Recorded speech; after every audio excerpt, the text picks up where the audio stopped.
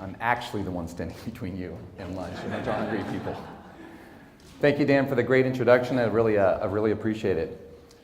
Today I'm going to talk to you a little bit about why medical device companies struggle to design products for home use and how we can avoid that. So does anybody remember these commercials from not too long ago? Millennials in the room are probably going, I'm not sure. But anyway, so we had the stodgy kind of conservative person on the left, right? And that was the PC guy, and he's the one that represented the PC industry.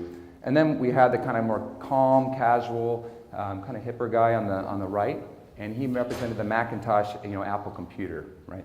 So if you remember these commercials and you follow through, you'll remember how the Mac guy was constantly making fun of and poking fun at the PC and touting the strengths of Apple over the PCs, right? Does anybody remember the significance of this? Did they stand out to you for any reason in particular? Anything personal? No? Well, I remember like it was yesterday that I felt what I realized was this was a moment in time where the people were going to kind of take control back of a technology. And it was these Mac commercials that were instrumental in doing that. So there were two problems that were happening in the industry. Those two problems that were happening were medical device companies were laser focused on the technology they were developing. They were laser focused on their business needs, right? So in doing that, they left out what I'd consider the third and most important thing to focus on, and that's the people you're designing for, the people who are going to use your products. So let's look at this another way. So here's a stool, and if we put the computer industry up on top of perch up on the seat of this stool, and we label the legs technology, business needs, and then the user needs, what we're going to see is something that's pretty unbalanced, right? Who here would want to sit on that stool? Nobody. Well, the whole industry was perched up on top of that stool. So let's look at what was happening there. So computer makers of the time, they had engineers tucked away in cubicles all around the world in the country, and they were all laser focused on the horsepower, how fast can we make it work, how can we design the components that are on this old motherboard, and really focused on their technology. What they were doing was creating something that was faster, and it became more efficient for business users to use. So we got to do our work faster, and they got to make more money, right? So the power and the speed and the money was something that they got addicted to. So a vicious cycle ensued, and what we've got is the power, speed, and money left computer users a little bit frustrated. By the laughs in the room, I'd say that I'm not the only one who would have ever felt like this with technology. And so the challenge was, how do we get back and how do we design products that people are really going to want to use? And what was happening in the industry was they were so focused on all that technology, they missed a major moment where people stopped caring about RAM and processing power, right? It was a moment where it just didn't matter anymore. It wasn't a point of differentiation. What had happened, a whole marketplace had become the whole industry had become commoditized. They're just computers. They're just here to serve us. We don't care what's under the hood. So back to the commercials here. The Mac guys signified a moment in time, an aha moment for an entire industry, right? So they kind of woke up and said, you know what? We've got to start meeting the needs of people over meeting the needs of technology. And that was a big change. So you're probably asking today, Chris, why are you up here talking to us about that? Well, here's the healthcare industry as we see it today. So the healthcare industry is perched up on that same stool. Does that look familiar? So the healthcare industry today and the medical product makers are laser focused on the technologies they're developing. They're laser focused on making, or they have been in the past, on making hospitals super efficient and making lots of money. And so again, that's leaving us, the consumers, the users of these services, kind of out to dry. So before we move forward, we need to talk about what's happening in the big picture here. So pretty much the healthcare industry and the consumer markets have operated pretty much independently since the beginning of time. Parallel kind of paths that I've got up here on this graphic. So there was a barrier in between the two of these. This barrier was the FDA regulation, and this barrier would keep the consumer product companies at bay. Why would they want to get into that? So two things are changing all that. So we've got two major trends. Care is leaving the hospital because the cost of healthcare is so expensive. Big change. And our access to personal health data is putting us in the driver's seat of our own healthcare, right? So those changes are major. We're at a point of convergence today, and that point of convergence is blurring the line between what a consumer product is and what a medical product is. So we need to look forward to the future from here to keep going with this. So what that's going to do, if we project forward, is it's going to open up a huge opportunity here for all types of companies. Mindful Design, we divide this up into 5 categories. So we've got kind of lifestyle type of products, lifestyle, wellness type of products, and let's just go with the FDA 1, 2, and 3 kind of up the chart there. We're realists. We don't think that the med device companies anytime soon are going to be developing pure lifestyle type products. That doesn't really make any sense. But we also don't think that the consumer product companies are going to get in and design an FDA class 3 device like an implantable or pharmaceutical. That doesn't make any sense either. But what we're seeing right now is unprecedented, and this is just the start of it, folks. The big boys, Apple, Fossil, Fitbit, Google, they're all competing with like J&J and Medtronic and McKesson. This is all just starting right now. So this opportunity zone is going to be fertile breeding ground for startups. So the startups we've seen talk today and the startups that are here at this conference, you're well positioned to do amazing in this space. And the reason is you're also not going to bring the baggage with you, the preconceived notion of what a medical device is or the preconceived notion of what a consumer product is. You're just going to start your company and say, I'm going to satisfy people's needs, I'm going to design an awesome product, and I'm going to be ultra successful. So what these large companies are going to do is they're going to bring their strengths to the table, and that's how they're going to excel here, right? So the consumer product companies, they're going to bring their ability to connect with us emotionally, design products that we all love, that we really want to pull off the shelf and use. And the med device companies, they're going to bring with them their strengths, their ability to get us through the FDA, and their ability to design super effective and safe products, right? That they can validate actually work and do what they say they're going to do. If it says it's going to be 10.125 steps, it's 10.125 steps, not 10 steps plus or minus 5, as some of the kind of fitness trackers kind of get a reputation for, right? So the future leaders of this industry and this whole space are going to be the companies that bring all of these strengths with them to the table. This is what I'm here to talk about today, folks. It's the gap that the consumer product companies are going to be really good at. It's going to be the things that the medical device companies aren't going to be. It's going to be the struggle they're going to go through if they want to compete in the home health space, where the line has been blurred, as I mentioned, between consumer and medical products. So I brought with me 5 ideas today, 5 ideas to share. There's some of the challenges and the things that if we do these things really well, I think we can all exceed in this new market. So number 1, your products must accommodate a broader range of use environments. As medical device designers and engineers and companies, we design products for these very specific, well-defined spaces. ORs, ERs, examination rooms like this. Some are more complicated and some are just much more simple like this. But at the end of the day, we can go back to these spaces.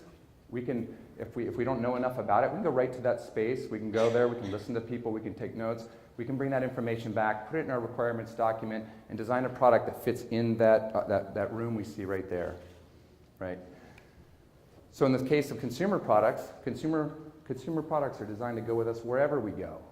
Try to put in your requirements document wherever you go. That's pretty tough, right? We can't just go to those places and design and bring back all those requirements. We're going to have a new level of empathy and understanding for people and bring that back and create requirements that allow our products to be more flexible and really adapt to the things you weren't even sure you were designing for. So we need to keep in mind, hospital environments are well defined, and the places people use their things are not. So number 2, the people who buy your product will actually be the ones who use it. So hospital staff, typically a procurement type of person, will be the one ordering the products, and they're going through a checklist, and that's how they're deciding which products to buy. Sure, there's groups of physicians and such that get together and they help figure out what products to buy. But in the end of the day, it's a business transaction. It's really a business-to-business situation. Consumer products, on the other hand, when we go make a consumer purchase, right, it's a personal journey. we're there to buy a product for ourselves or our loved ones or our friends. And the triggers in which we use to buy those products and satisfy ourselves and be happy, like this woman here with her beautiful smile on this slide here, we need to emotionally connect with people. So hospitals buy to meet business needs, people buy to satisfy emotional desires. It's kind of a completely different trigger, right? Number 3, your new customer will have many options to choose from. In the hospital situation, a salesperson comes in and he talks to the procurement, and they're going to look at potentially buying the product, but maybe a handful of salespeople come in. There's catalogs to look through and all of that, but it's not like the consumer world. It's kind of the opposite, right? So in the consumer marketplace, we've got retail and then we've got online, and in those areas. So think about the last time you went to Amazon and you were buying something on the website and you just did a search and you looked at the options that are available. Did you have to scroll down the screen to look at all the options? Probably. It's infinite, right? How do you even make the decision? We've got to stand out in a crowded marketplace. We've got to stand out so that people can find us. We're not going to have a constrained, contained kind of an audience to sell to. So that's going to be a difference. So businesses have few options. Consumers have almost unlimited choices. That's going to be, we need to design the products in a different way and have different business strategies. So number 4, design to delight people, not appease the FDA. So there's that stamp everybody's looking for, right? Everybody wants FDA approval. So the priorities of companies, the top priority of companies is to get FDA approval, right? So the challenge and the problem is that gets people to put their blinders on, and they start to put all their milestones into getting the FDA approval, and they start to forget about those people we just talked about, you and I in this room, and how do we satisfy them? So consumer product companies know that they need to connect with people emotionally, and they need to delight them at every interaction with their product and their brand, right? So they look like this when they use the product, and they're excited in the end, because the FDA and the technology we're developing are just things that are under the hood. Ouch, that kind of hurts for technologists, and I've got designers and engineers that work for me at my company.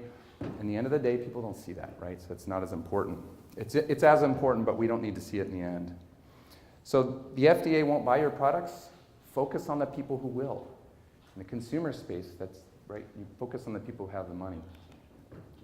So number 5, design simplicity in and complexity out. So medical device companies, when we're developing a medical product, we've got a whole array of things that we need to satisfy for the FDA package that we're putting together, and one of those things are a whole combination of IFU, of training, and of other documentation like that, right? And so the problem is, the unintended consequence is that this gives a place for developers and designers to kind of hide things and push them over. So we didn't have enough time to satisfy the usability requirements here and to make something really easy to use and reduce frustration. Let's just put it in the instructions for use. Now we've mitigated the risk, our use scenarios are mitigated, and we're able to get our FDA approval, right? So that can't happen in the consumer space. Consumer product companies are laser focused on making their products simple and intuitive to use. Just like the Apple example in the PC industry and all of that. I mean, this is just a robust industry. This is how things have been going for a long time. So medical devices are going to have to be kind of designed and thought of differently. So the point to remember here is complexity is your company's problem to solve. Consumers expect simplicity. Don't push off onto their shoulders some of the challenges and the frustrations. So your 5 key takeaways today: consider a broad range of use environments. Go there, interact with people, follow them around in their daily lives. Empathize with how they want their products to be used and how your product that you're designing is going to fit into their daily life, not how they're going to fit around your product.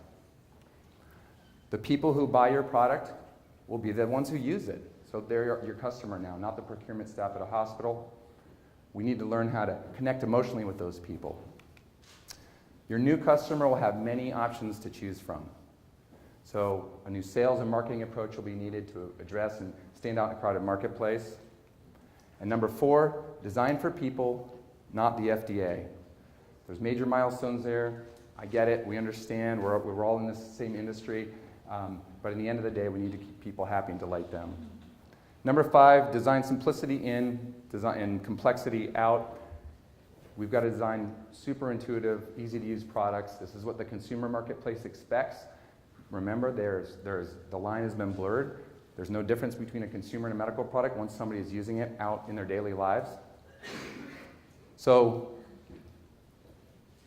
these are, in all honesty, these are just 5 of the key takeaways. There's a lot more things out there, a lot more challenges and things we're going to have to get better at to really excel in that new opportunity talked about. So, I don't know, I start to think about who's going to be the new Mac guy for the healthcare industry, right? Who's going to replace the Mac guy up there and be the one who really excels in the consumer marketplace, in this home health marketplace? So I believe it will be the companies who embrace change, the companies who put people and business above technology, and the ones that find just the right balance. Okay? So I believe it can be anybody in this room. I hope I've inspired you to think a little differently about how you're going to design medical devices for the consumer home health space. It's kind of a different world. We're all consumers before we are the people who go to work on a daily basis. So think about what you like and what you want and your family would like and how that would fit in. So my company is Mindflow Design. Again, here's my contact information. We've built our expertise and our focus around helping companies avoid those challenges that I just talked about and helping them be more profitable and getting into this new opportunity. So here's my contact information. If you'd like, please give me a call. I'd love to talk to you. I'll be at lunch, and I've got a booth out front, and I look forward to speaking with you. Thank you.